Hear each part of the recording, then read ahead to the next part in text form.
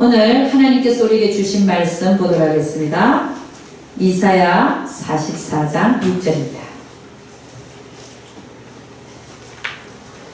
이사야 44장 6절 말씀.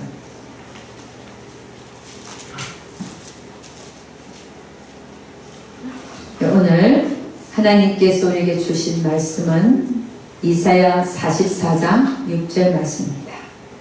다같이 시작.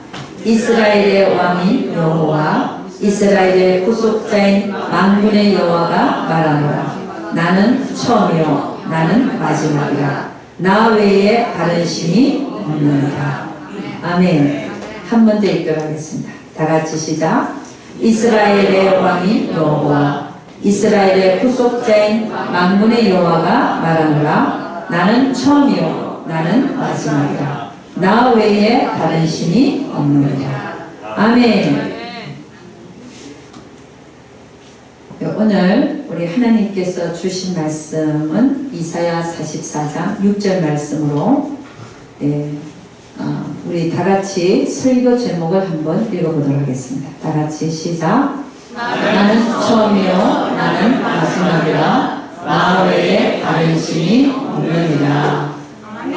아멘. 우리 영어로 한번 읽어볼까요? 다같이 시작. I am the first and the last. Apart from me there is no God. 아멘. 할렐루야. 아멘.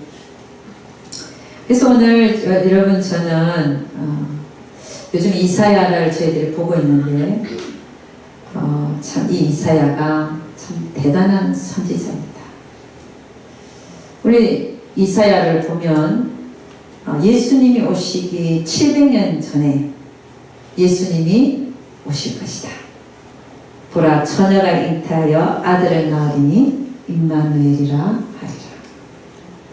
예수님이 오시기 700년 전에 또 이 이사야는 뭘 또 예언했냐면은 고레스 왕이 70년 황폐한 예루살렘 성을 중건하라고 그 재물들과 그 사람들을 보냈잖아요. 이 고레스 왕에 대해서도 예언을 했는데 고레스 왕이 태어나기 200년 전에 내 종 고레스를 통하여 예루살렘을 중건할 것이다 라고 또 예언을 하신 거예요. 그것뿐입니까? 이사야 선지자를 통해서 마지막 날에 일어날 일도. 이사야는 BC 700년경의 사람인데 예수님이 태어나기 전에 700년 전의 사람인데 우리가 지금 살고 있음에도 불구하고 아직 마지막 지금 우리 서기 2000년이 지났는데 우리 또 마지막 시대를 지금 살고 있지 않습니까? 이 마지막 시대에 대한 예언도 이사야가 다 해놓은 거예요. 아마겟돈 전쟁에 대해서 또 천년왕국에 대해서 영원 천국에 대해서 참 대단한 사람. 그러니까 이렇게 선지자 역할을 하는 사람들은 핍박을 받게 돼 있어요. 왜냐? 700년 이후에 일어난 일을 얘기하니까 200년 이후에 일어난 일을 얘기하니까 누가 믿겠어요? 자기가 살아있을 동안에 아무것도 안 일어나는데 그리고 그 마지막 때 일어나는 일까지 말이에요. 어떻게 이 기록이 다 남아있었는지 저는 참 놀랍습니다. 그래서 다 적혀갖고 지금도 성경에 적혀져서 우리가 읽고 있고 보고 있고 또 그대로 일어난 것을 우리는 또 보지 않습니까? 할렐루야.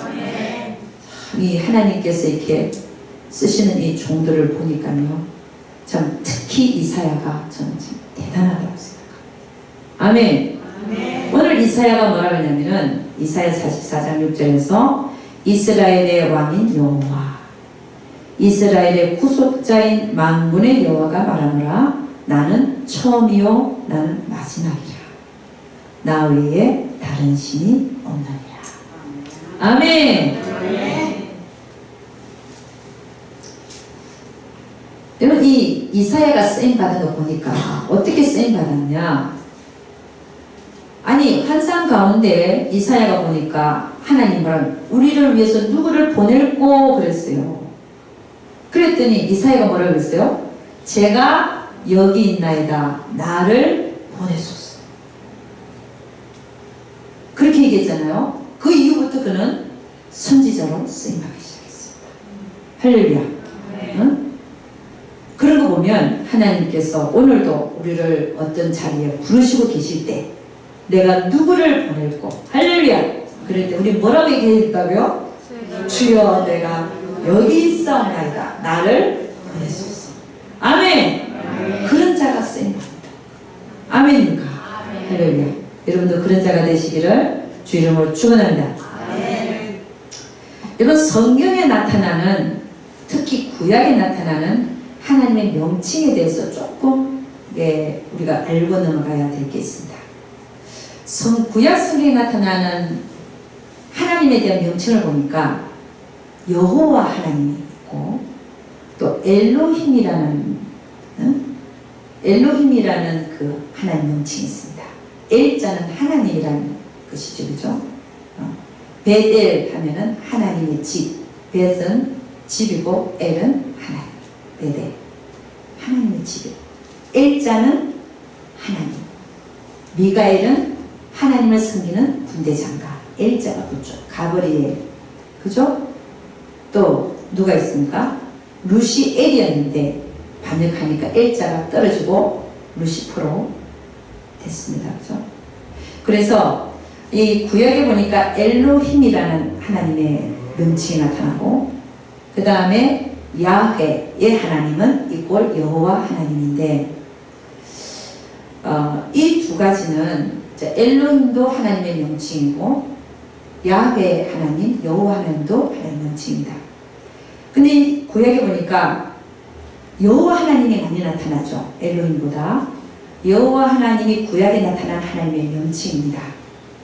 근데 그 여호와 하나님은 우리는 삼위일체 하나님인 걸 믿죠, 그죠?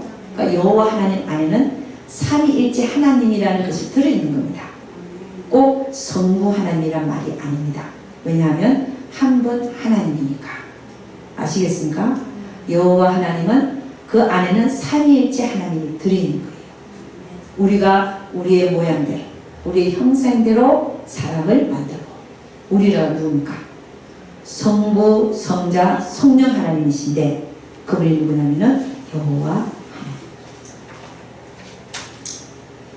그러면 엘로힘이라는 이 하나님 명칭은 언제 써있었고 여호와 하나님은 또 언제부터 불려지기 시작했나를 보니까, 엘로힘이라는 그 하나님의 명칭은 이스라엘 민족이 출애굽하기 이전에 엘로힘으로 명칭이 되었어요. 하나님이. 그 다음에 이스라엘 민족이 하는 그 출애굽 나오기 전에 모세를 떨기나무 가운데서 하나님 부르시잖아요. 너는 가라. 근데 모세가 묻습니다. 내가 가서 누가 나를 보냈다고 얘기를 해야 되겠습니까? 그랬더니 하나님이가 나 스스로 있는 자가 보냈다고 얘기를 해라. 이 스스로 있는 자라는 뜻이 야훼 하나님이에요. 그때부터 여호와 하나님이란 단어가 쓰여지기 시작했습니다. 그래서 그 이후로는 거의 여호와 하나님으로 구약에서 말하고 있습니다. 그 다음에 이제 엘로힘이라는 하나님의 그 명칭이 있었고요. 나 외에 신이 없는 그분이 무엇으로 불렸냐면은 출애굽 사건 이전에는 엘로힘 하나님, 출애굽하는 그때부터 모세를 부를 때부터는 야훼 하나님, 여호와 하나님으로 불려지기 시작했습니다. 그리고서 또 하나가 또 주를 명칭하는, 하나님 명칭하는 단어가 있는데 그게 뭐냐면 아도나이. 아도나이라는 뜻은 주님, 나의 주인 이런 뜻입니다. 주님. 그래서 아도나이라는 그 명칭이 또 하나님 앞에 붙습니다. 그래서 구약에서는 엘로힘 하나님, 야훼 하나님 이꼴 여호와 하나님, 그 다음 아도나이 하나님 이렇게 불려졌다는 겁니다. 근데 신약에 오니까 뭐라고 불려? 하나님이 예수님인 거예요. 아멘. 예수님이시고 주님이시란 말이에요. 요한복음 8장 25절에 이렇게 합니다. 저희가 말하되 네가 누구냐? 예수께서 가라사대 나는 처음부터 너에게 말하여 온 자니라. 아멘. 처음부터 우리에게 말하여 온 자니라. 저는 이걸 읽으면서 그 처음이라는 때가 언젠가를 생각해 봤는데, 아담과 하와에게 너희가 이 동산에 있는 모든 과일을 먹을 수 있지만 동산 중앙에 있는 뭐는 먹지 마라? 선악과만은 먹지 마라. 그게 생각이 나더라고요. 그러니까 우리 주님은 누구냐? 예수님 말합니다. 저희가 말하되 네가 누구냐? 예수께서 가라사대 나는 처음부터 너에게 말하여 온 자니라. 아멘. 이사야 43장 25절을 기록합니다. 나 곧 나는 나를 위하여 내 허물을 도말하는 자니 내 죄를 기억지 아니하리라. 이사야 43장 15절 이렇게 기록합니다. 나는 여호와 너희의 거룩한 자요 이스라엘 창조자요 너희 왕이니라. 이사야 43장 11절 나 곧 나는 여호와라 나 외에 구원자가 없느니라. 아멘. 아멘. 할렐루야. 여러분, 우리가 한 분 하나님을 믿고 있는데 이분은 어떤 분이냐? 첫째는 삼위일체 하나님이시죠. 그래서 우리는 한 분 하나님을 믿고 있는 줄로 믿습니다. 삼위라고 하는 것은 뭡니까? 성부, 성자, 성령님을 얘기합니다. 우리 빌립보서 2장 5절에서 8절 보니까 이렇게 합니다. 너희 안에 이 마음을 품어라. 곧 그리스도 예수의 마음이니 그는 근본 하나님의 본체시나 하나님과 동등됨을 취할 것으로 여기지 아니하시고 오히려 자기를 비어 종의 형체를 가져 사람들과 같이 되었고 사람의 모양으로 나타나셨으며 자기를 낮추시고 죽기까지 복종하셨으니 곧 십자가에 죽으시니라. 이름으로 하나님이 그를 지극히 높여 모든 이름 위에 뛰어난 이름을 주사 하늘에 있는 자들과 땅에 있는 자들과 땅 아래에 있는 자들로 모든 무릎을 예수의 이름에 꿇게 하시고 모든 입으로 예수 그리스도를 주라 시인하여 하나님 아버지께 영광을 돌리게 하셨느니라. 아멘. 예수 그리스도가 누구라는 거예요? 하나님의 본체다. 하나님의 본체. 예수님이요 하나님의 본체래요. 본체. 근데 그분이 자기를 비우고 종의 형체를 가져 사람들과 같이 되었다. 사람의 모양으로 나타났다. 이걸 우리는 뭐라고 해요? 인카네이션. 이렇게 인카네이션. 육신으로 오셨단 말입니다. 그런데 그렇게 오셔가지고 뭐 했냐면은 성경을 보니까 자기를 낮추시고 죽기까지 복종하셨으니 십자가에 죽으시니라. 죽기까지 복종하셨대요. 누구한테 복종한 겁니까? 하나님 아버지 뜻에다가 복종한 거예요. 자, 그럼 여기서 보면 성자와 성부가 구분이 되고 있죠. 아버지 뜻에 복종한 거니까. 그럼에도 불구하고 그는 누구란 말입니까? 하나님의 본체라는 거예요. 이게 신비지요. 응? 그러니까 성부, 성자, 성령 삼위를 얘기하는 삼위. 응? 삼위를 얘기하지만 그 성부 하나님, 성자 하나님, 성령 하나님은 일체라는 거예요. 일체. 일체는 뭐예요? 한 몸이라는 거예요. 그러면 이 한 몸을 볼 때 우리는 뭐라고 얘기할 수 있습니까? 성자 이꼴 성부 이꼴 성령이라고 말할 수 있는 거예요. 왜? 일체로 볼 때는 한 몸이니까. 아멘. 그래서 예수님이 뭐라고 했어요? 나를 본 자는 아버지를 본 자다. 그래서 이사야 9장 6절은 뭐라고 얘기합니까? 뭐라고 얘기해요? 한 아기가 우리한테 주어지는데 이 아기가 누구라는 거예요? 기묘자라 모사라 전능하신 하나님이라 영존하시는 아버지라 평강의 왕이라 일컬음을 받을 것이다. 그러니까 아기가 이꼴 뭐라는 거예요? 아버지라는 거예요. 왜? 일체니까. 삼위로 역할을 하시지만 몸으로 볼 때는 뭐예요? 한 몸이라. 그래서 이사야 9장 6절 뭐라고 얘기한다고요? 한 아기가 우리한테 주어지는데 그 아기가 뭐예요? 아들이 영존하시는 아버지라. 아멘입니까? 아멘. 그래서 또 예수님 뭐라 그래요? 나와 아버지는 하나다. 아멘. 아멘. 그래서 우리는 삼위일체 하나님을 믿고 있는 줄로 믿습니다. 아멘. 그럼 이분 삼위의 하나님은 무엇이느냐? 성부 하나님은 뜻을 세우십니다. 그렇죠? 뜻을 세우십니다. 성자 하나님은 그 뜻을 갖고 내려오시는 분이시죠. 응? 그 다음에 성부 하나님은 실제로 그 뜻을 이루시는 하나님. 할렐루야. 응? 그래서 요 삼위 하나님이 동시에 나타난 사건이 있었어요. 우리 성경에 그대로.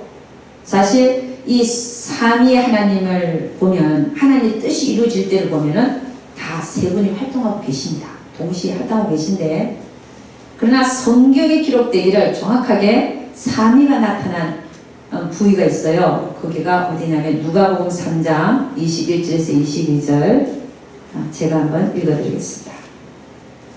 백성이 다 세례를 받을 때 예수도 세례를 받으시고 기도하실 때 하늘이 열리며 성령이 형체로 비둘기같이 그의 위에 강림하시더니 하늘로서 소리가 나기를 너는 내 사랑하는 아들이라 내가 너를 기뻐하노라 하시니라. 아멘.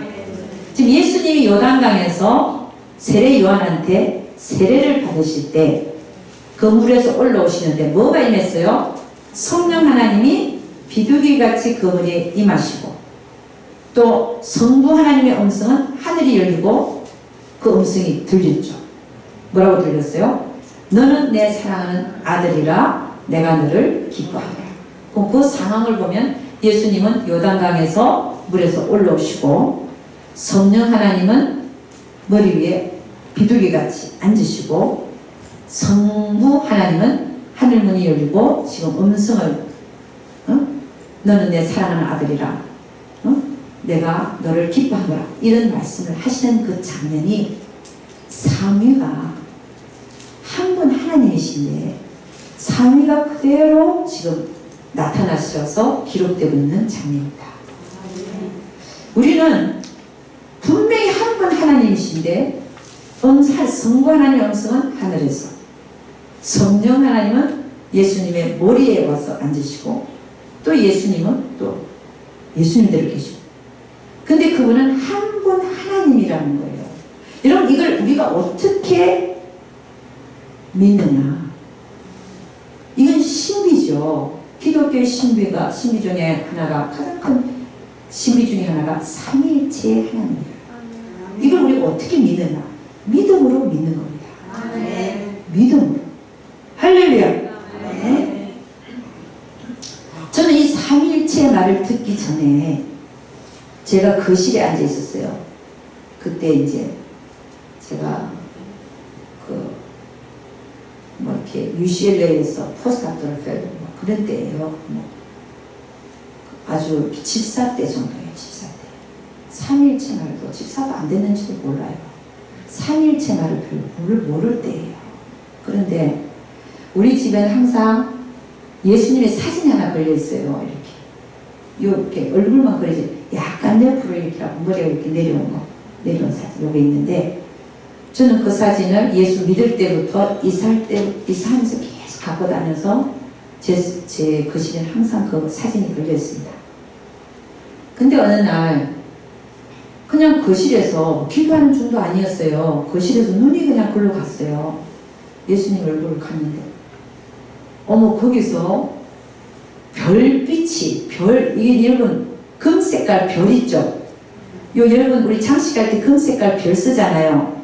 그런 별빛이 그런 것들이 아롱아롱 막 비치는 거예요. 그 얼굴에서 그 그림에서 누가 비치는 것도 아니에요. 그런 현상이 나타났어요. 근데 그 순간에 제가 그분의 얼굴을 보는데 분명히 저분이 예수님인데 어머 저분이 하나님이시네. 이게 깨달아지는 거예요. 할렐루야. 이 믿음을 누가 줬겠어요? 하나님이. 이 삼위일체 하나님은 우리 지식으로 아는 게 아니에요. 하나님이 믿음을 주셔야 이게 알아지는 이 개념입니다. 할렐루야. 삼위일체 개념은 믿으셔야 돼요. 아멘. 우리 머리로서는, 이성으로서는 알 수가 없는 문제입니다. 근데 이분이 한 분 하나님이라고요. 아멘입니까? 그래서 우리는 이 한 분 하나님을 우리가 믿고 있는 줄로 믿습니다. 나 외에는 신이 없느니라. 아멘. 근데 여러분, 우리가 이 삼위일체를 거론할 때 항상 거론되는 양태론이라는 게 있습니다. 양태론. 양태론이 뭐냐? 오늘 이 시간에 제대로 아셔서 우리가 삼위일체를 얘기할 때 아이가 아버지라고 분명히 성경은 말하고 있잖아요. 그러면 사람들은 비판을 합니다. 저 사람 양태론자야. 그럼 양태론이 뭔지를 알아야 우리가 반박을 할 거 아닙니까? 그죠? 분명히 성경에 이사야 9장 6절은 한 아들이 주어지는데 그가 영전하신 아버지라고 말하고 있잖아요. 그럼 아들이 아버지라고 말하고 있으니까 성자가 성부다 라고 우리가 말할 수 있는 것은 일체라는 개념 때문입니다. 위는 달라. 아멘입니까? 그걸 잘못됐다고 할 수가 없는 거예요. 왜? 성경의 아들이 아버지라고 말하고 있기 때문입니다. 아멘입니까? 근데 양태론은 뭐냐면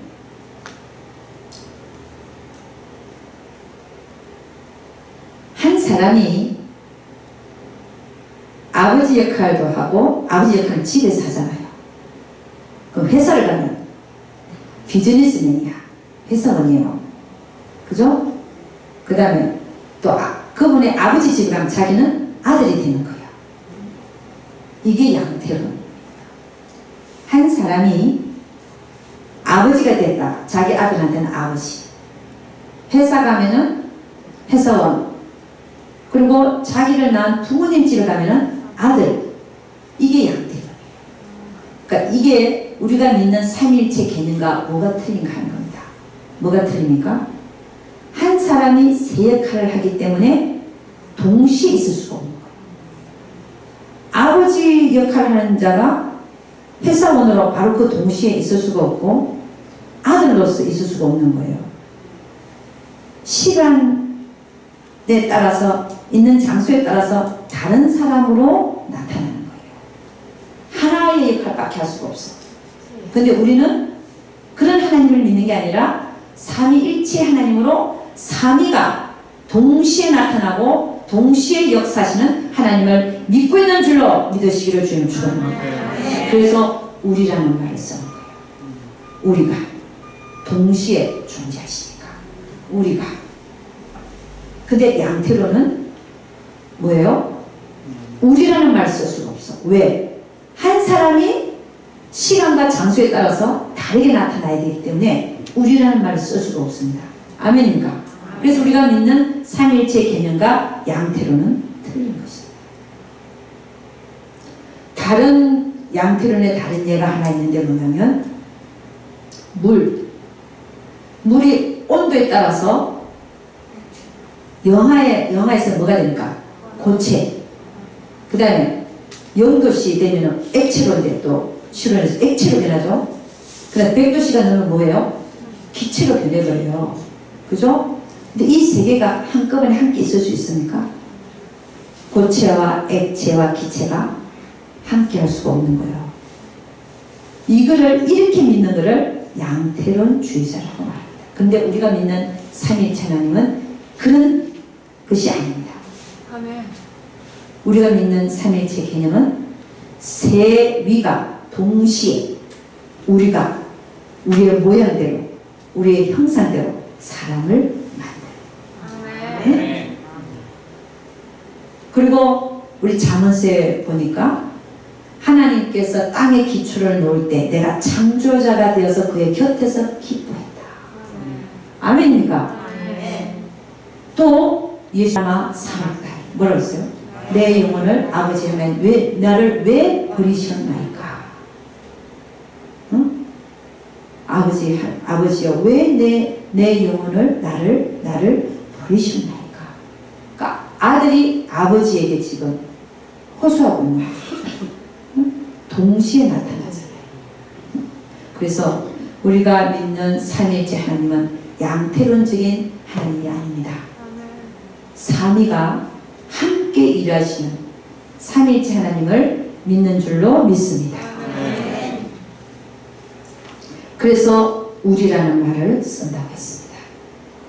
이사야 9장 6절 제가 한 번 더 읽어드립니다.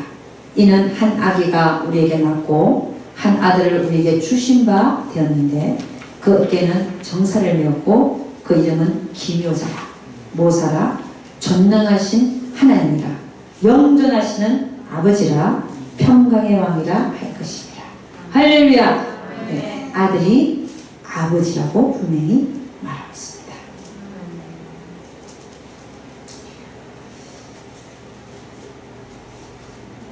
그래서 오늘 우리는 이사야 44장 6절을 보고 있는데 거기 보니까 나는 처음이요 나는 마지막이라 나 외에 다른 신이 없느니라.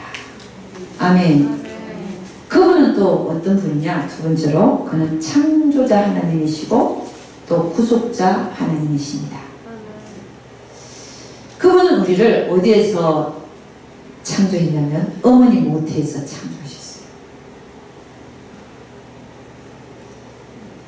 우리가 어머니 모태에서 만들어졌는데 누가 만드신다면은 하나님이 그분의 손으로 만들어진 줄로 믿습니다. 여러분 저는 우리가 진흙을 갖다 놓고 뭘 만들었어요. 그럼 뭘 만들었든지 만들었는데 인형을 만들건 뭘 만들었는데 그게 누구 거예요? 만든 사람 거예요. 그렇지 않아요? 우리를 어머니 모태에서 만드신 분이 누구라고요? 하나님. 그럼 나는 누구 거예요? 하나님. 그 하나님은 어떤 하나님이냐? 시편 139편에 보니까 이렇게 합니다. 여호와의 주께서 나를 감찰하시고 아셨나이다. 주께서 나의 안고 일었음을 아시며 멀리서도 나의 생각을 통촉하시며 나의 길과 눕는 것을 감찰하시며 나의 모든 행위를 익히 아시오니 여호와여 내 혀의 말을 알지 못하는 것이 하나도 없으십니다. 주께서 나의 전우를 두르시며 내게 안수하셨나이다. 이 지식이 내게 너무 귀하니 높아서 내가 능히 미치지 못하나이다. 내가 주의 신을 떠나 어디로 가며 주의 앞에서 어디로 피하리까. 내가 하늘에 올라갈지라도 거기 계시며 엄부에 내 자리를 펼지라도 거기 계십니다. 엄부에 내 자리를 핀다 하는 것은 죄를 지을 때를 얘기하는 거예요. 죄의 싹은 사망이니까. 9절을 보니까 내가 새벽 날개를 치며 바다 끝에 가서 거할지라도 곧 거기서도 주의 손이 나를 인도하시며 주의 오른손이 나를 붙드시리다. 12절 보니까 주에 대해서는 흑암이 숨기지 못하며 밤이 낮과 같이 빛이 나니 주에게는 흑암과 빛이 일반입니다. 그러니까 우리가 어디에서 무슨 일을 한다 할지라도 하나님은 우리가 어두운 가운데서 일을 한다 할지라도 하나님은 밝은 가운데서 보시는 것처럼 다 보고 계시는 줄로 믿습니다. 아멘. 13절부터 보니까 주님 뭐라고 하냐면 주께서 내 장부를 지으시며 우리 주님이요 여러분의 장부를 다 지어야 돼. 이 장부는 뭐냐면 폐도 장부고 폐, 심장, 간, 콩팥, 췌장, 그다음 신경조직, 다죠 근육, 뼈, 하여간 그 내장에 있는 부위는 이제 간이라든지 심장이라든지 폐라든지 간이라든지 소장대장, 직장 다 있겠죠. 그걸 다 지었다. 나를 모태에서 나를 조직하셨나이다. 인간이 되려면요 다 연결시켜야 된다. 심장 하나만 지어놓고 배 하나 지어놓고 그냥 따로 떨어져서 활동 안 하면 그 사람이 되겠어요? 그러다 연결시켜야 되는 거야. 기능할 수 있게끔. 그게 조직화. 할렐루야. 참 신기하죠. 그 언제 조직되는지도 몰라 우리 인간. 근데 의학적으로 밝혀진 게 있으면 2달째, 8주째 모든 인간의 형태가 다 조직돼요. 인간으로서 활동해요. 8주째 되면요 사이즈가 아주 작아요. 이 손가락 요 정도 될까? 잘 모르겠어요. 제가 크기를 잘 모르겠는데 그냥 8주째 사람의 손가락이 다 있고 심장이 지금 뛰고 인간으로서 응?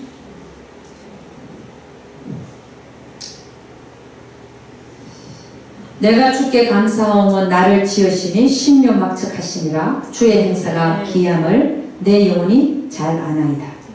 내가 은밀한 데서 지음을 받고 엄마 모태가 은밀한데요. 땅의 깊은 곳. 엄마 모태가 땅의 깊은 곳이죠. 우리 몸이 다 땅이니까 흙이니까 땅의 깊은 곳에서 귀하게 지음을 받은 때에 나의 형체가 주의 앞에 숨기우지 못하였나이다. 할렐루야. 여러분은 하나님은 짓기도 지으시고 또 나와서 우리 생각마저도 다 알고 계시고 머리끝에서 발끝까지 모르시는 게 없는 분이 하나님이시다. 아멘입니까? 아멘. 참 그런 거 생각하면요 참 기가 막히죠. 어떻게 그 하나님이 나를 그렇게 다 알고 계시나. 이야 참. 그래서 그분 앞에 내가 지금 생각하니까 예수 믿지 않았을 때 모든 게 다 죄더만요. 세상에 그걸 다 보고 계셨을 거 아니에요. 예수 믿고 나서는 조금 나아졌다 할지라도 그거 생각하면 어디 지구멍에 좀 들어가고 싶지 않으세요? 난 정말 이야 참 하나님도 대단하시다. 어떻게든 다 참고 보셨을까.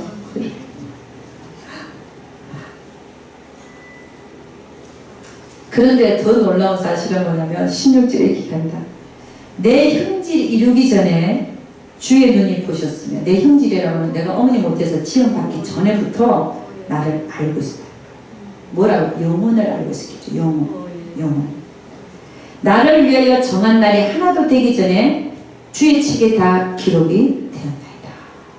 이게 너무 놀라운 사실이다. 나를 위하여 정한 날이 하나도 되기 전에 저는 이 말씀을 어떻게 봤냐면 내가 태어나서 하루도 카운트 우리 생일 따지자 생일 하루도 되기 전에 뭐라 그래요?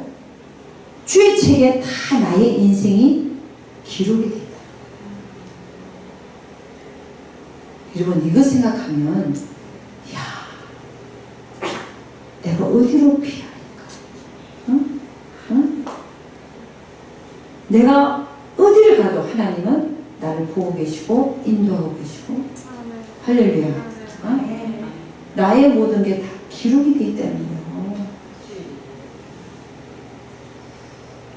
이런 분 앞에 말이에요. 응? 우리는 어떻게 해야 되겠어요?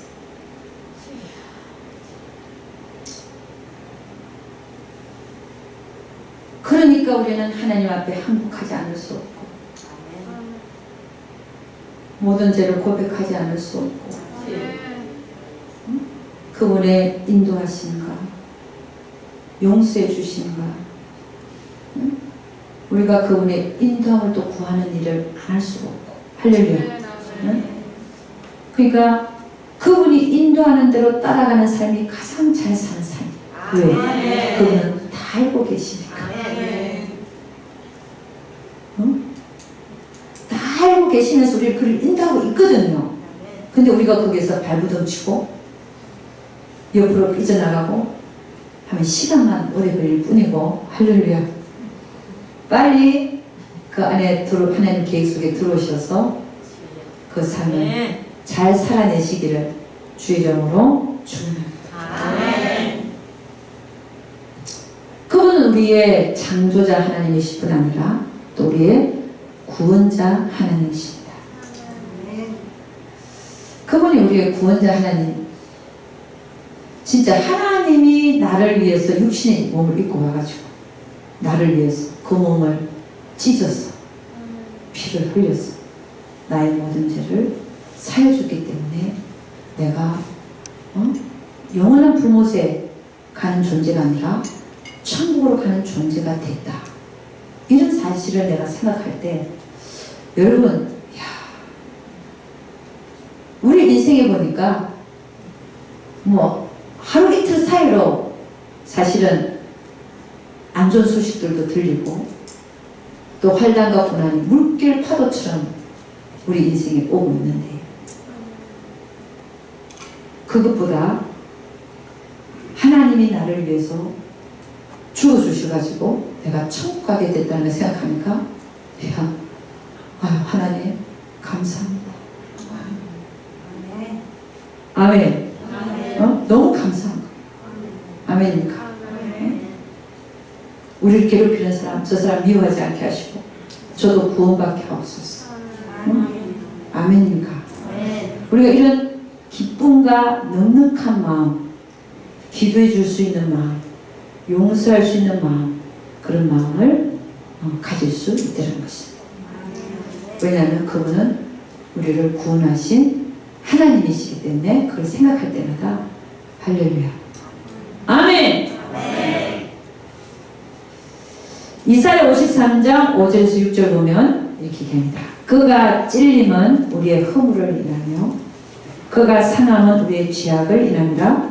그가 징계를 받음으로 우리가 평화를 누리고 그가 채찍에 맞음으로 우리가 나음을 입었다.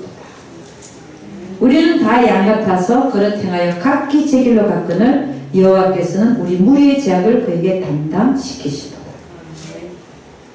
그가 곤욕을 당하여 괴로울 때에도 그 입을 열지 아니하였으며 마치 도수장으로 끌려가는 어린 양과 틀 깎는 자 앞에 잠잠한 양같이 그 입을 열지 아니하였도다. 우리 주님은요, 이 썬잔을 지나가게 하옵소서 기도했었어요. 그런데 뭐라 그랬어요? 마지막 기도는 아버지 그러나 내 뜻대로 하지 마옵시고 아버지 뜻대로 되기를 원하나이다.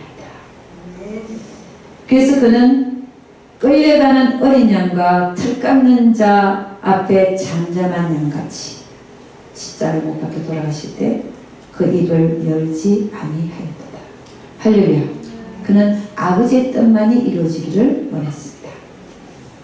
그랬기 때문에 오늘의 우리가 있고 우리는 구원을 받은 것입니다.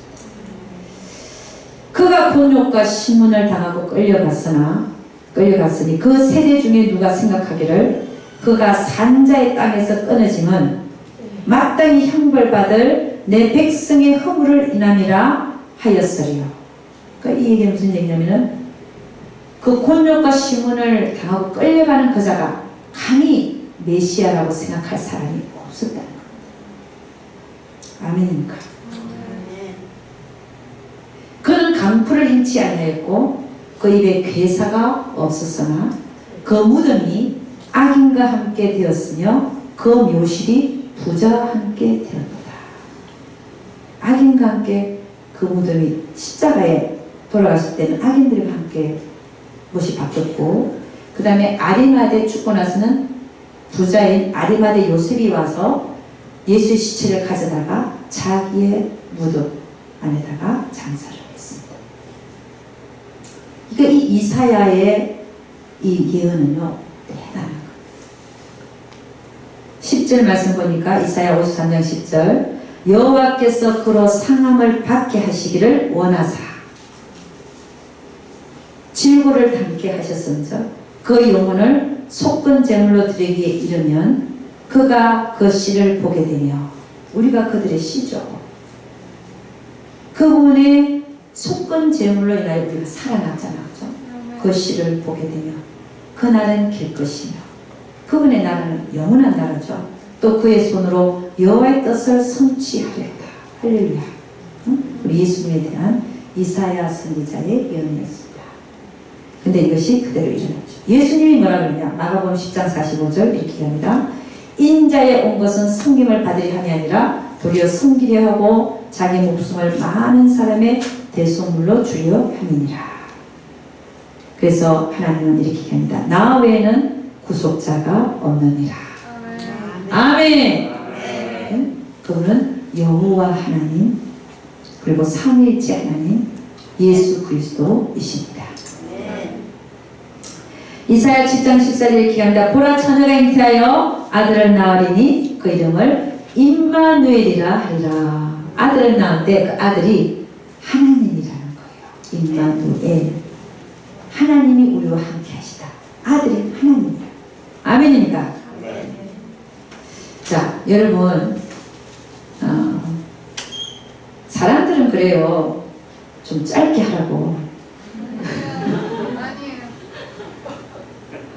여기는 아니라 그러잖아. 할렐루야. 한 사람만 아니라 그래요.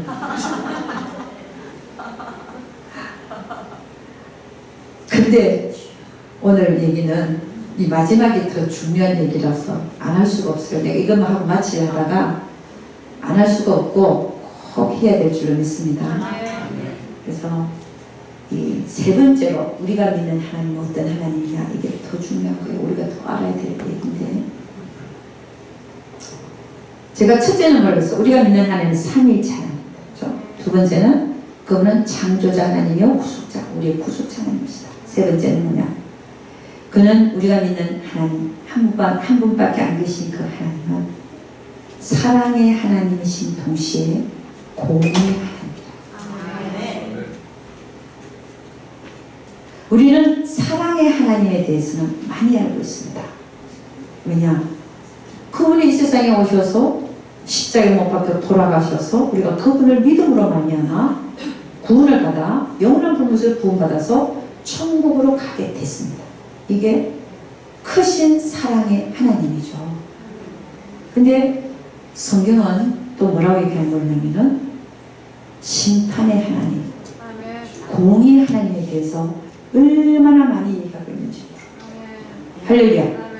우리 성경을 보니까 어떻게 보면 사랑의 하나님은 3분의 1 정도만 얘기하고 있고 심판에 대해서는 오히려 3분의 2 정도를 얘기하고 있어요. 근데 우리가 뭐에 포커스를 두고 사냐? 사랑의 하나님에만. 이게 문제가 되는 거예요. 사랑의 하나님에만, 만자가 문제가 돼요. 우리는 사랑의 하나님을 믿지만 성경에서 얘기하는 공의의 하나님, 공의의 하나님도 믿어야 될 줄로 믿습니다. 하나님의 공의에 대하여. 그 신앙이 성장하면 성장할수록 하나님의 사랑의 하나님으로부터 공의의 하나님으로 올라갑니다. 아멘입니까? 이스라엘 민족도 마찬가지예요. 광야에서는 일 안 하고 먹고 살았어요. 40년을 은혜로만 산 거예요. 그죠? 하늘에서 내리는 만나, 반석에서 나오는 물, 그죠? 매출하기로 공급하신 고기, 하나님 은혜로 살았어요. 광야는. 근데 그걸 지나니까, 가나안으로 들어가니까, 믿음으로 들어가니까 이제는 은혜가 끊기고 뭐가 돼요? 심고 거두는, 만나도 거치고 물도 거치고 고기도 거치고, 가나안에서는 내가 심어야 일해야 먹고 사는 공의의 하나님을 거기서 만나더라는 거예요. 우리 신앙도 마찬가지예요. 먼저는 사랑의 하나님을 만납니다. 그 다음에는 공의의 하나님을 만나시기를 주의 이름으로 축원합니다. 그래서 이 하나님의 공의 하나님에 대해서 오늘 잠깐 살펴보기를 원합니다. 요한복음 3장 18절 제가 읽어드리겠습니다. 그를 믿는 자는 심판을 받지 아니하는 것이요 믿지 아니하는 자는 하나님의 독생자 이름을 믿지 아니함으로 벌써 심판을 받은 것입니다. 자, 이 얘기는 믿는 자와 예수 그리스도를 구세주로 믿는 자와 믿지 아니하는 자에 대한 심판입니다. 아멘. 당연하죠. 믿지 않는 자는 어디로 갑니까? 불못에 던져지죠. 생명체 이름이 없기 때문에. 생명책에 이름이 없는 자마다 불못에 던지우더라. 그럼 믿지 않는 자는 이미 아들의 이름을 믿지 않았기 때문에 이미 심판을 받아서 생명책에도 이름이 없고 없는 자는 나중에 어디 던져진다고요? 불못에 던져진다. 믿는 자와 믿지 아니하는 자에 대한 심판이 반드시 있습니다. 그렇죠? 그러나 또 이 하나님의 공의는 또 어디서 나타나냐면은 예수를 믿는 자에게도 나타나더라. 이 공의, 하나님의 공의가 먼저 우리가 어디서 생각할 수 있냐면은 가장 쉽게 볼 수 있는 데가 계시록에서 나타납니다. 우리 예수님이 하신 말씀이에요. 그것도 이기는 자와 이기지 못하는 자. 이게 공의의 하나님을 나타냅니다. 그러면 이기지 못하는 자와 이기는 자에게 주어지는 상과 벌이 다르더라는 것이에요.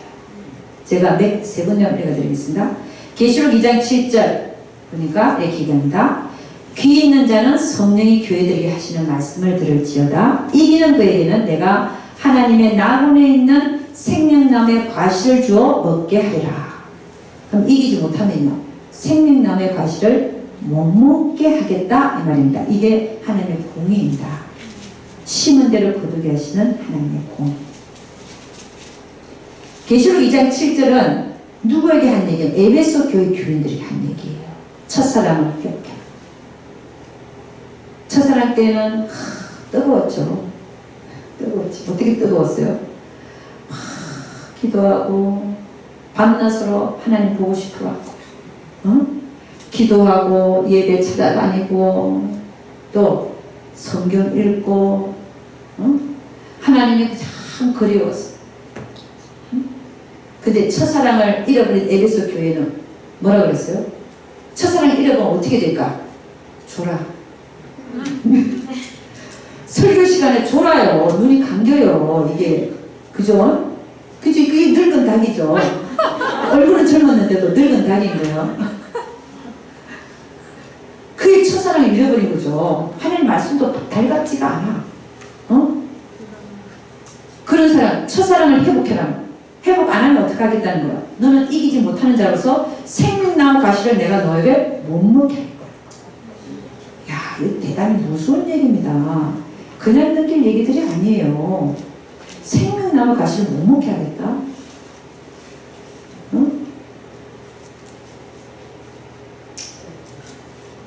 그 다음에 계시록 3장 5절에 기대합니다. 이기는 자는 이와 같이 흰옷을 입을 것이요 내가 그 이름을 생명책에서 반드시 흐리지 아니하고 그 이름을 내 아버지 앞과 그 천사들 앞에서 시인하리라.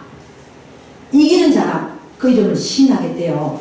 어떻게? 내가 안다라고 시인한다는 거죠. 예수님이 이기는 자만 내가 너를 알아 이렇게 시인하겠대요. 그럼 이기지 못하는 자는 주님이 그날에 우리가 섰을 때 뭐라 그럴까요? 이기지 못하는 사람 살았으면 나는 너를 몰라. 이야, 이것도 기가 막힌 얘기입니다. 한평생 예수 믿고 살았는데 정작 하나님 앞에 가니까 나는 너를 몰라 이러면요 얼마나 이 상황을 한번 생각을 해보세요. 근데 세상에 그 일이 나한테 닥쳤다 하면 이거는 있어서는 안 될 일입니다. 이런 일들. 이기는 자는 이와 같이 흰옷을 입을 것이요. 아니, 못 이기면 흰옷을 못 입는다는 거죠. 내가 그 이름을 생명책에서 반드시 흐리지 아니한다. 그러면 못 이기면 흐려버린다는 거예요. 여러분 생명책에서 이름을 흐린다 적혀졌는데 여러분 이것도 대단한 얘기 아닙니까? 이거 그냥 넘어갈 얘기들이에요. 우리 믿는 자들에게 우리 하나님이 지금 경고의 말씀을 하고 있는 겁니다. 하나님 공의 하나님이십니까? 그리고 뭐라고 했어요? 그 이름은 내 아버지 앞과 천사들 앞에서 시인하리라.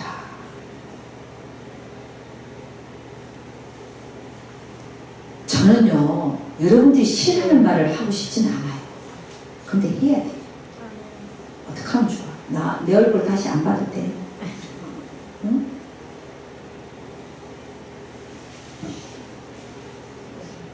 하나님을 사랑한다고 하면서 응? 주일에만 예배 나타나. 수요일에도 안 와. 응? 오전 오후 기도 시간 다 내놔도 아침 9시부터 11시까지 저녁에 요즘에는 통금 시간도 있죠. 7시부터 9시까지 기도하면 한 번도 안 해도.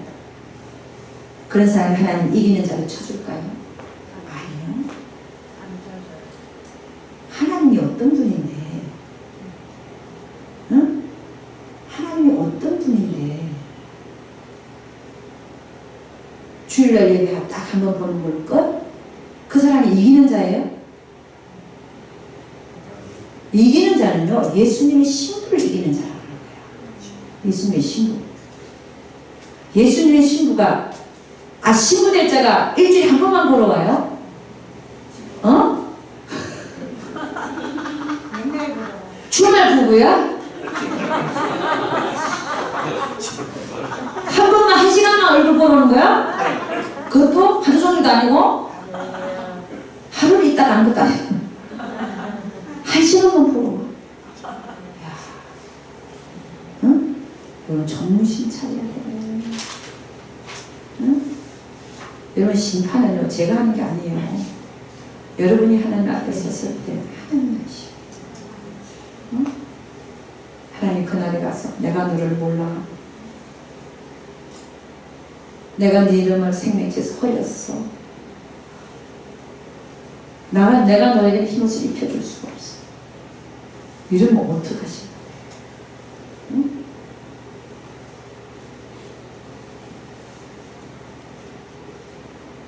우리는요, 성경의 말씀이 진리이기 때문에 반드시 이루어지는 것을 아셔야 되는 거예요. 이 말이 그냥 적혀있는 그냥 말로 끝나는 게 아니고, 이게 당장 우리에게 앞으로 5년, 10년, 내일 가면 내일 나한테 이 말씀이야, 이게. 내일. 내가 내일 간다. 누가 알아요? 내일 안 갈지. 응? 미친 사람이 술 먹고 운전 잘못하면 잘 가던 차를 박아갖고 다 죽이더만. 응? 내가 잘한다고 해서 내가 살아있는 거 아니에요. 아멘입니까? 응? 우리는 언제라도 갈 수 있다는 그 개념을 가지고 오늘 나의 삶이 하나님 앞에 이기는 자로 서야 되는 거예요. 아멘입니까? 계시록 3장 21절 보니까 이렇게 한다.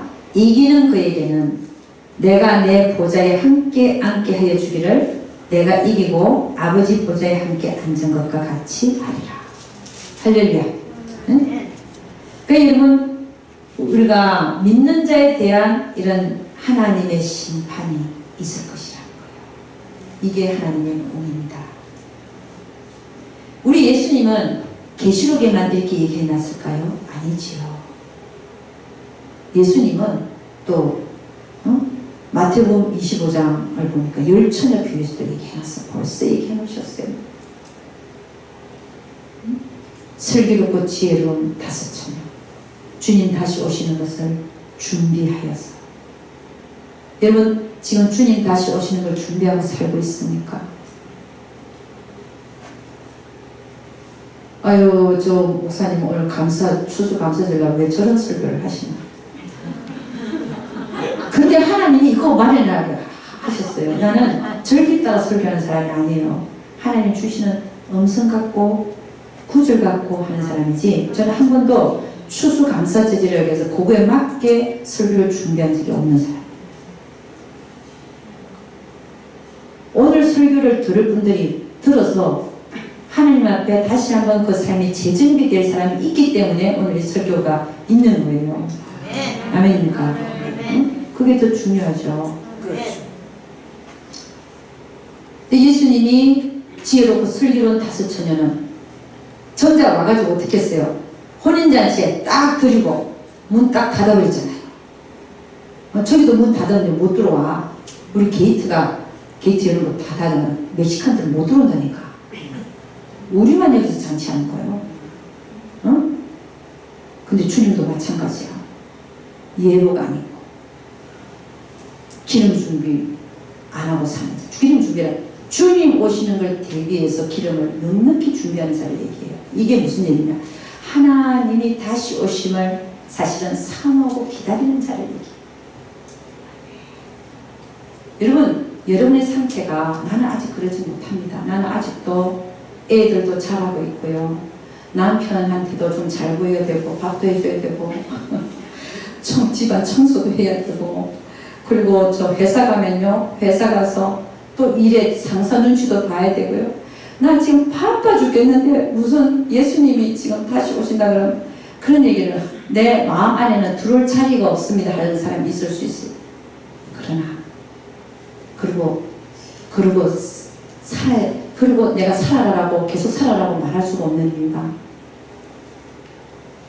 성경은 분명하게 다시 오신다고 말씀하고 있고, 언제 오신다고 말씀 안 하지만 곧 오신다고 말씀하고 있고, 그에 우리가 당하면 여러분 어떡하시겠어요? 응? 내가 다 그 일을 당했을 때 이런 얘기 한 번도 못 들어보고, 그래서 할 수밖에 없는 거예요. 응? 저도 여러분의 그 젊었을 때 인생을 다 살아본 사람이에요. 알아요. 바쁜 줄 알아요. 힘든 줄 알아요. 그러나 하지 않을 수 없는 이유는 성경대로 우리 주님은 오실 것이고 여러분을 공의로 심판하실 것이고, 주님을 대비하지 않고 사는 인생을 계속 살다가 미련한 다섯 처녀처럼 성 밖에 남게 될 것이기 때문에, 그러기 전에 여러분에게 이 경고를 해서 같이 성 안에 들어가자는 얘기 아니에요. 성경에 주님 말하여 열심을 내가 회개하고 있어요. 사랑하기 때문에 내가 사랑하는 자를 징계한다잖아요. 사랑하기 때문에 징계하고 열심을 내라고 회개하라고. 우리가 살아있을 때가 기회가잖아요. 내가 돌이킬 수 있는 기회. 내가 이 인생을 오늘에도 마치면 기회가 없는 거야. 되돌이킬 기회가 없는 거야. 나에 대한 심판은 끝나고 마는 겁니다. 그러니까 오늘 이 얘기를 들어야 되는 분들이 있어요. 이기는 자와 이기지 못하는 자로 하나님은 반드시 심판하십니다.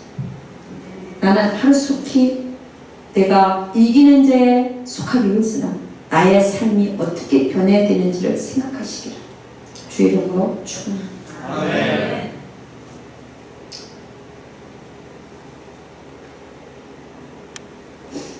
우리 예수님만 이런 얘기 하신 게 아니었죠. 사도 바울도 뭐라고 얘기했냐? 공력 심판을 했어요. 예수라는 틀을 가지고, 틀은 다 똑같아요. 우리 예수 믿는 자예요. 근데 어떤 사람은 열심히 하나님을 쫓아서 금과 은과 보석으로 집을 짓는데, 또 어떤 사람은 예수는 믿는데 풀과 나무와 짚으로 집을 짓는 거예요. 그 집 짓는 거는 우리가 예수 믿고 나서 우리의 그 이후의 삶이 어떤가에 따라서 하나님은 지금 집을 짓고 있어요. 우리에 대한 집을. 예수님이 그러잖아요. 내가 너희를 위해 처소를 예비하러 간다. 가서 내가 처소를 다 예비하면 내가 다시 와서 너희를 내게로 영접하여 나 있는 곳에 너희도 믿게 하리라. 지금 예수님은 예수 믿는 여러분과 저에 대한 집을 지금 짓고 계신 거예요.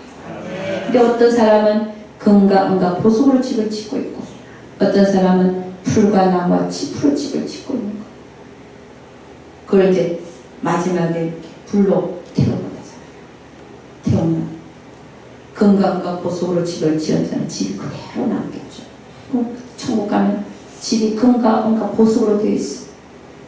근데 똑같은 예수를 똑같이 믿었는데 풀과 나무와 짚으로 집을 지은 자는 다 타버리고 터만 남아요. 그러나 불 가운데 구원을 받는 것과 같이 구원을 받으려고 했기 때문에 영원한 부모세에서는 구원을 받지만 성 안으로는, 하나님의 영광이 해가 지면은 성 안으로는 못 들어간다. 부끄러운 구원을 받는 것, 집도 없어요. 여러분이 그렇게 심판을 받으셔야 되겠습니까? 아니지요. 이왕에 내가 남아있는 지금 인생을 살 건데 얼마가 남았는지 모르지만 빨리 회개하고 이기는 자의 삶으로 빨리 옮겨가시기를 주의 이름으로 축원합니다. 아멘.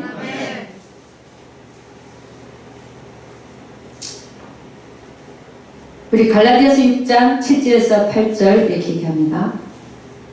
스스로 속이지 말라. 하나님은 만물이 여김을 받지 아니하시나니 사람이 무엇을 심든지 그대로 거두리라. 자, 이 말씀을 보면 스스로 속이지 말아요. 우리 예수 믿는 자들은 스스로 많이 속여. 어떻게 속이느냐? 내가 이렇게 살아도 나는 괜찮을 거야. 하나님은 분명히 말씀에서 그렇게 살면 안 된다라고 얘기를 하는데, 아유, 뭐 이 정도야. 내가 이렇게 살아도 나 하나님 자녀 됐잖아. 그러니까 하나님 나 내치지 않고 생명나무 가실도 먹해줄 것이고 생명수 샘물도 마음껏 먹해주실 거야. 이렇게 스스로를 속이고 사는 거야. 우리는 그런 자가 안 되기를 주님 축원합니다. 공의의 하나님, 정확하신 하나님. 우리 하나님은요, 여러분의 생각보다 훨씬 정확하신 분이에요. 사람이 무엇으로 심든지 그대로 거두리라. 자기 육체를 위하여 심는 자는 육체로부터 썩어진 것을 거두고 성령을 위하여 심는 자는 성령으로부터 영생을 거두리라. 할렐루야. 응? 육체를 위해서 심는 자가 아니라 육체를 위해 심는 자는 육체로부터 썩어진 것을 거둔다. 그러나 성령을 위하여 심는 자는 성령으로부터 영생을 거두리라. 그러니까 사람이 무엇으로 심든지 그대로 거둔다. 육체로 심으면 썩어지는 거두고 성령을 위하여 심는 자는 영생을 거둔다. 그리고 많이 심는 자는 많이 거둘 것이고 적게 심는 자는 적게 거둘 것입니다. 계시록 22장 14절 15절에 기록합니다. 그 두루마기를 빠는 자들은 복이 있으니 이는 저희가 생명나무에 나아가며 문들을 통하여 성에 들어갈 권세를 얻으려 합니다. 개들과 술객들과 행함자들과 살인자들과 우상 숭배자들과 및 거짓말을 좋아하며 지내는 자마다 성밖에 있으리라. 공의는 불신자에게만 나타나는 게 아닙니다. 그 사람들은 당연히 지옥. 그런데 믿는 자들에게도 하나님의 공의의 하나님 심판을 하시더라. 응? 끝내는 이기는 자와 이기지 못하는 자를 구분하시고, 또 하나님께서 여러 가지 말씀하시지만 그 명령을 무시하고 멸시하고, 하나님 말씀을 무시한다고 멸시한다는 건 하나님을 멸시하는 거예요. 똑같아요. 그런 자는 하나님의 결국은 받았던 구원도 뺏어버려요. 히브리서 6장 4절에 6절 한 번 비침을 얻고 하늘의 은사를 맛보고 성령의 참여가 되고 하나님의 선한 말씀과 내세 능력을 맛보고 타락한 자들은 다시 새롭게 하여 회개케 할 수 없나니 이는 자기가 하나님의 아들을 다시 십자가에 못 박아 현재 욕을 보느니라. 고린도후서 5장 10절 이는 우리가 다 반드시 그리스도의 심판대 앞에 드러나 각각 선악간에 그 몸으로 행한 것을 따라 받으려 함이니라. 그리스도의 심판대 앞에서 우리가 예수를 믿은 자들이 그리스도의 심판대 앞에서 각각 선악간에 그 몸을 행한 것을 따라서 받는다라고 되어 있습니다. 우리 주님은 너희는 가서 모든 족속으로 제자를 삼아 아버지와 아들과 성령의 이름으로 세례를 주고 내가 너에게 분부한 모든 것을 가르쳐서 지키게 하라. 세례 주는 것은 예수를 믿게 해서 세례를 주는 겁니다. 그 이후에 뭐 하게 하라고요? 내가 너에게 분부한 모든 것을 가르쳐 지키게 하라. 이 말씀을 함께 하고 있다는 사실. 우리는 사랑의 하나님을 믿는 동시에 공의의 하나님, 여러분이 믿으시는 하나님, 내가 믿는 그 하나님은 한 분밖에 안 계시는 하나님이신데 처음에는 사랑의 하나님으로 이 세상에 오셨고 내가 그것을 믿음으로 받아들였고 그 이후에는 우리를 이곳에 계속해서 살려두시는 것을 우리가 무엇을 각각 그 몸으로 선악간에 행한 것을 따라서 박해하기 위한 그런 심판대 앞에 우리가 반드시 선다는 사실, 그 앞에서 여러분의 그 남은 인생이 공의 하나님을 생각하시면서 사람이 무엇으로 심든지 그대로 거두리라. 그 말씀 생각하시면서 이기는 자의 삶을 살아내는 여러분이 되시기를 주의 이름으로 축원합니다. 기도하겠습니다. 아버지 하나님, 감사와 찬양을 올려드립니다. 주님, 저희들이 무엇이간데 이렇게 무조건적으로 사랑하셔서 하나님께서 인카네이션, 인간의 몸으로 이곳에 오셔가지고 나를 위해서 십자가에 돌아가 주신 그 은혜 너무 감사합니다. 하나님, 그 은혜 너무 감사합니다. 그 은혜를 생각하며 이 땅에 살아가는 동안에 우리는 다시 한번 성경의 말씀대로 공의의 하나님을 생각하면서 그 공의의 하나님, 내가 앞으로 이 세상을 다 살고 나서 하나님 앞에 설 것을 생각하여 그 하나님 앞에 섰을 때 정말 이기는 자의 너는 삶을 살았노라 라고 판정을 받을 수 있도록 우리가 지금 이 살아있는 기간 동안에 회개할 거 회개하고 돌이킬 거 돌이키고 새롭게 결단할 거 결단하고 나아가는 우리 한 사람 한 사람 되기를 아버지 하나님 주님 되기를 원합니다. 저는 우리 한 사람 한 사람을 아버지의 정말 인도하여 주시고 아버지 정말 바른 결정, 바른 방향, 아버지 하나님 앞을 향하여 나아가는 표대를 향하여 나아가는 전진하는 믿음을 가진 그런 자들로 삼아 주시옵소서. 우리 하나님께서 반드시 우리 모두와 함께하여 주실 것을 믿사옵고 이 모든 말씀 우리 주 예수 그리스도를 받들어 기도드려서나이다. 우리 하나님께 영광의 박수 올려드리겠습니다.